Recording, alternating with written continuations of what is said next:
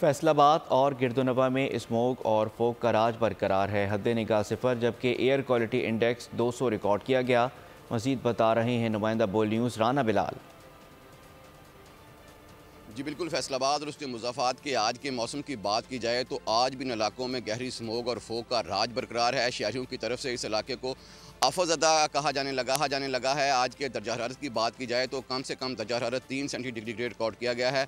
हवा में नमी का तनासब 90% है, जबकि 5 किलोमीटर फ़ी घंटा की रफ्तार से हवाएं चल रही हैं। ड्यू फैक्टर 10 रिकॉर्ड किया गया है, जबकि कोहरे की शदीद लहर जारी है जो फसलों को तबाह बर्बाद करती जा रही है। सड़कों पर ट्रैफिक की रवानी की बात की जाए तो मैं इस वक्त फैसलाबाद की मारूफ रोड पर मौजूद हूँ। यहाँ पर आप सड़क की वीरानी और धुंध के मनाजर देख सकते हैं। इसके साथ फैसलाबाद और उसकी जो सराउंडिंग मोटरवेज हैं उन्हें ट्रैफिक के लिए बंद कर दिया जाता है। इसके साथ स्मोक के ओवरऑल असरात की बात की जाए तो स्मोक ने माहौल को बुरी तरह झंझोड़ कर रख दिया है। शहरियों के साथ साथ फसलें, चरिंद परिंद और मवेशी बुरी तरह मुतासर हो चुके हैं। इसके साथ आज जुमा के रोज़ जो है फैसलाबाद और बिलाल, आपका बहुत शुक्रिया।